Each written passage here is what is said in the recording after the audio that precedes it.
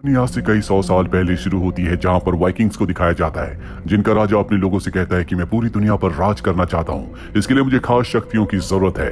पर राजा की बेटी उसे ऐसा करने से मना करती है। वो कहती है कि इसमें हमारा भी खात्मा हो सकता है। पर राजा अपनी बेटी की बात नहीं मानता और अपने सभी लोगों के साथ झील के किनारे जाता है, जहाँ पर ये बहुत सारे जानवरों को रखते हैं और सबके सब छुप जाते हैं। तभी एक बहुत बड़ा क्रिएचर आता है जो जानवरों के साथ साथ सभी वाइकिंग्स का भी खात्मा कर देता है। कहानी प्रेजेंट में आती है, जहाँ पर हमें एक आर्कियोलॉजिस्ट को दिखाया जाता है जिसका नाम सीगार्ड है।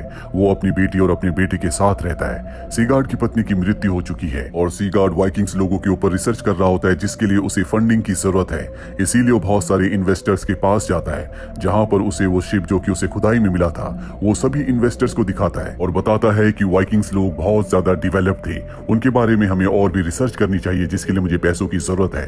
वो उन सबको वाइकिंग्स की और भी चीजें दिखाता है जो उसे खुदाई में मिली थी, लेकिन इन्वेस्टर्स उससे इंप्रेस नहीं होते और उसे पैसे देने से मना करके वहां से निकल जाते हैं। सीगार्ड को इससे बहुत दुख होता है। रात को जब वो अपने घर पर होता है तो उसके पास एलन आता है, जो कि उसी की तरह एक आर्कियोलॉजिस्ट है। उसके पास एक बहुत बड़ा पत्थर होता है जिस पर एक निशान है, और जो पत्थर पर निशान है ये किसी तरह की चीज इन्हें खुदाई के दौरान मिली थी जो म्यूजियम में है। ये उस चीज को म्यूजियम से लाते और पत्थर के ऊपर रखते हैं, जो कि निशान पर हूबहू पूरी तरह से फिट बैठता है। ये उस पत्थर को ध्यान से देखते हैं, जो कि असल में एक टैबलेट है जिस पर बहुत सारे निशान है, और जब ये उन निशानों को डिकोड करते हैं तो इन्हें पता चलता है कि ये एक नक्शा है। जिस नक्शे और निशानों के मुताबिक वाइकिंग्स लोग आज से कई सौ साल पहले उस पानी के जहाज से जो इस वक्त इनके पास है, जो खुदाई में मिला था, उससे खास लेक पर गए थे, वो कि फिनमार्क में है।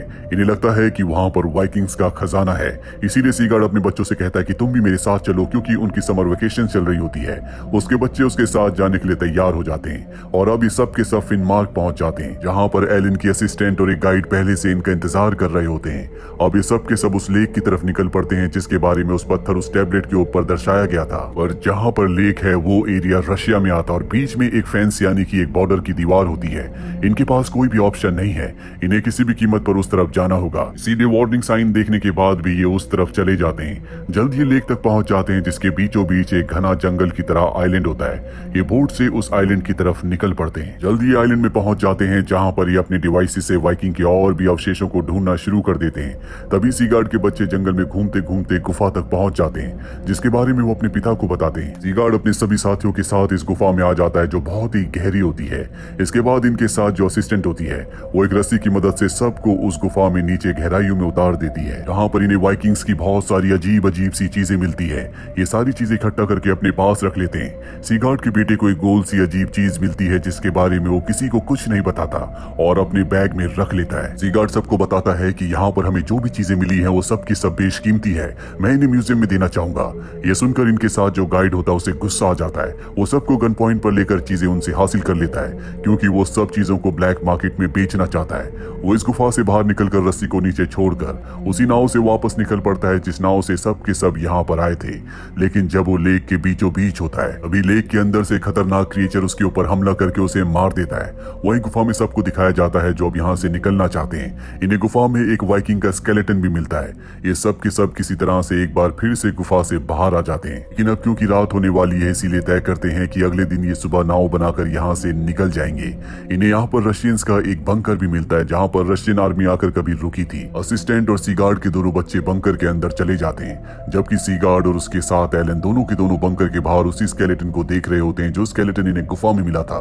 और जब इस स्केलेटन को ध्यान से देखते हैं तो उसमें एक गड़ा हुआ दांत इन्हें मिलता है, जो कि उसी क्रिएचर का था जिस क्रिएचर ने आज से कई सौ साल पहले सभी वाइकिंग्स को मार दिया था। ये इस बात की इन्वेस्टिगेशन करने के लिए एक बार फिर से गुफा में जाते हैं। वहीं सीगार्ड का बेटा जिस गोल सी चीज को गुफा से अपने बैग में लेकर आया था, वो चीज उसके बैग से निकल जाती है, जिससे अजीब सी आवाजें आ रही होती है। दरअसल ये एक अंडा होता है जिसके अंदर से एक छोटा सा क्रिएचर निकलता है। ये उसे खाने के लिए कुछ देते हैं, लेकिन अगले पल वो क्रिएचर इनके ऊपर हमला कर देता है, जिससे दोनों बच्चे डर जाते हैं। पर इससे पहले कि वो दोनों बच्चों को नुकसान पहुंचाता, असिस्टेंट उसे बैग में बंद कर देती है।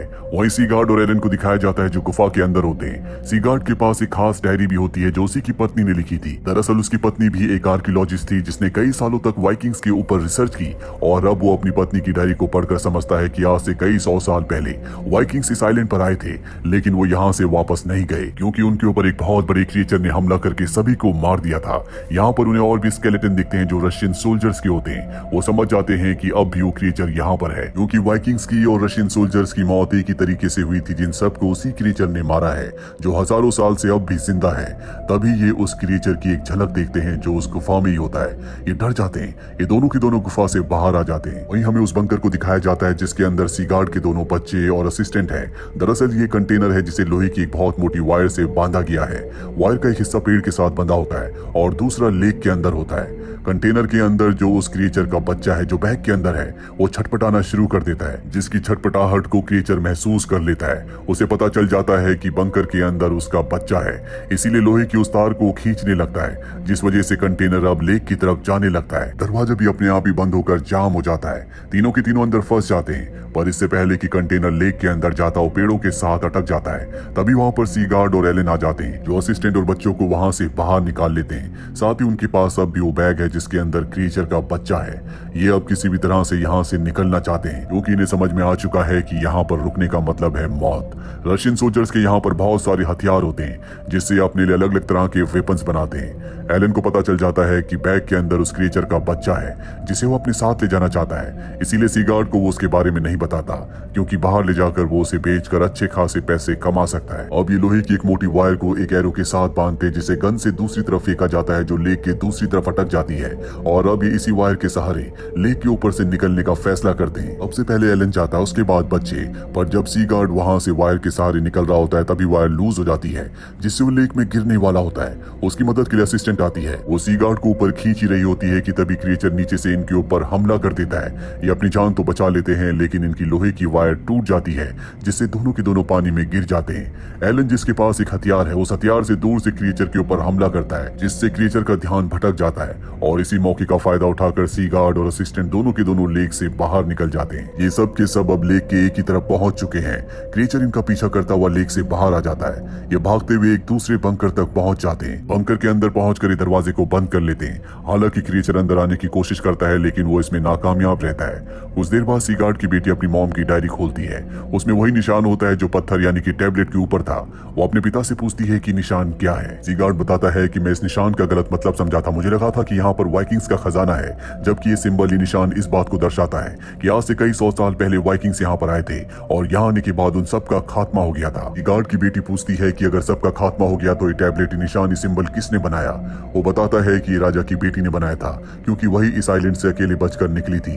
यहाँ पर उसने दूसरे निशानों से दुनिया को ये भी बताने की कोशिश की है कि इस आइलैंड पर कभी कोई ना आए, इस क्रिएचर को यहाँ पर हमेशा के लिए अकेला छोड़ दिया जाए। अब सीगार्ड देखता है कि इस बंकर की सीलिंग पर कुछ पाइप्स हैं। वो इन पाइप्स का पीछा करते हुए इस बंकर के दूसरे किनारे तक पहुंच जाते हैं जहाँ ऊपर एक रास्ता भी होता है। सीगार्ड की मदद से उस रास्ते से सबसे पहले एलन बाहर निकलता है। एलन का बैग नीचे होता है जिससे अजीब सी आवाज आ रही होती है और जब सीगार्ड उसे खोलता है तो देखता है कि उस क्रिएचर का बच्चा उस बैग में है। वो समझ जाता है कि तभी वो क्रिएचर इन सब का पीछा कर रहा है। सीगार्ड से एलन अपना बैग मांगता है लेकिन इससे पहले कि वो अपने बैग को हासिल कर पाता क्रिएचर उसके ऊपर हमला करके उसे मार देता है जिससे बंकर का टॉप भी टूट जाता है और टॉप टूटने की वजह से सीगार्ड और असिस्टेंट दोनों के दोनों जख्मी होकर बेहोश हो जाते हैं। गार्ड के बच्चे देखकर अंदर की तरफ भागकर छुप जाते हैं और अब इस बंकर के अंदर वो क्रिएचर आ जाता है लेकिन उसे यहाँ कोई नहीं मिलता, इसीलिए वो यहाँ से चला जाता है। कुछ देर के बाद सीगार्ड के बच्चे बाहर आते हैं और अपने पिता को ढूंढना शुरू कर देते हैं और तभी वो देखते हैं कि उनके पीछे वही क्रिएचर है। वो अपने पिता को आवाज लगाना शुरू कर देते हैं। सीगार्ड अपने बच्चों की आवाज सुनकर होश में आ जाता है। उसके सामने वो बैग भी होता है जिसके अंदर क्रिएचर का बच्चा है। उस बैग को लेकर वो उस तरफ जाता है जहाँ पर क्रिएचर है।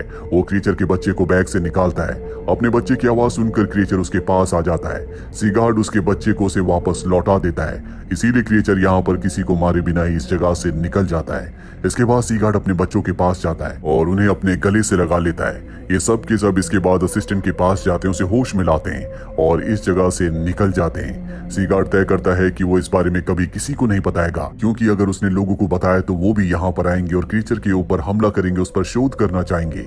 वाइकिंग के राजा की बेटी की यही चेतावनी थी कि इस क्रिएचर को और उसके बच्चों को यहाँ पर अकेला छोड़ दिया जाए, इसी में दुनिया की भलाई है। इसी के साथ ये फिल्म, ये कहानी यहीं पर खत्म हो जाती है। उम्मीद करते हैं कि ये कहानी आपको पसंद